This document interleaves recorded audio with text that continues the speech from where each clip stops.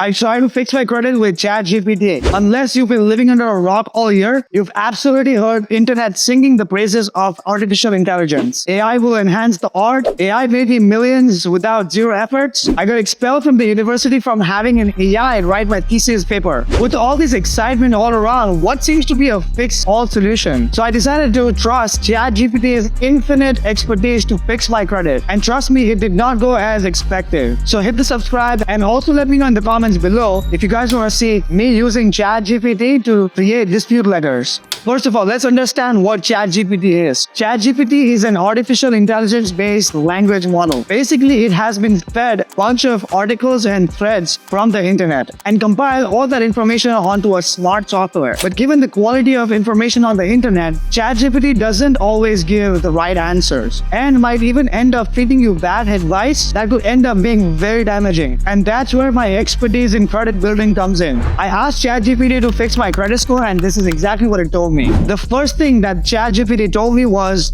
checking my credit score from 3 bureaus, which is Experian, Equifax, and TransUnion. It also told me to look out for errors such as incorrect balances or accounts that shouldn't be reporting under your name. This isn't a bad start, but you should also look out for information such as all the negative items, late payment, charge-off, any type of collections. Your address is on file. It should only be one single address, not multiple addresses. Most of the credit monitoring apps do not tell you exactly what you actually need to know, which is your average age of your credit, length of your credit history, how many negative items do you have across each single bureaus, and what exactly is affecting you on your credit bureaus. After checking your credit report, ChatGPT also recommends to check for good behaviors reporting on your credit. First, it tells you to pay your bills on time, which is pretty obvious, right? ChatGPT is right. Payment history is one of the biggest factors that affects your credit score. It accounts for 35%. So one thing I recommend to make sure that you have 100% payment history is by setting your cards on an automatic minimum payment. Paying minimum payment on the due date can report as 100% payment history, even though you haven't paid off the entire balance. After that, it also suggests you to reduce your balance and overall your entire utilization. And it suggests to keep the utilization under 30%. What does it even mean by this? In my opinion, you should keep your utilization under 10% at all times.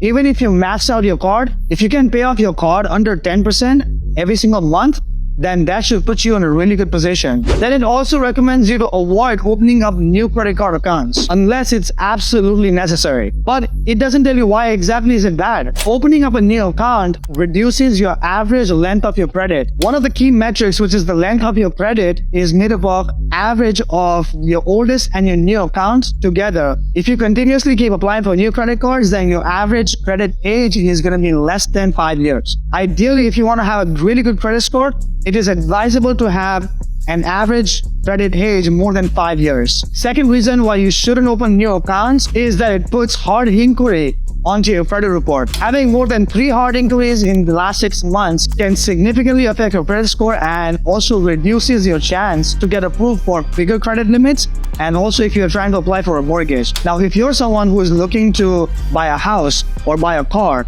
then having more than 3 hard inquiries in the last 6 months can reduce your chances of getting approved. Next up, it says to apply for a secure credit card to build your credit. Now, secure credit card requires you to put a security deposit for liability purposes and are usually for people that has absolutely no credit score or bad credit. But remember, you can only build your credit so high with the secure credit card options. You will always need to move on to the real credit card, which is where you actually build all those factors, which includes payment history, average length of your credit, and the overall credit mix. You can also become an authorized user onto someone else's account and just piggyback their good payment history to make them reflect on your credit. I wish I knew this advice when I started off my credit journey, and I stumbled across these type of strategies by trial and error. I want to make sure to help you guys and provide the right information so that you guys can avoid some of the mistakes that I made and help you guys can succeed in any way possible. If you want a better, faster way to improve your credit and acquire six-figure in 0% capital, check out my video on boosting your credit score 100 points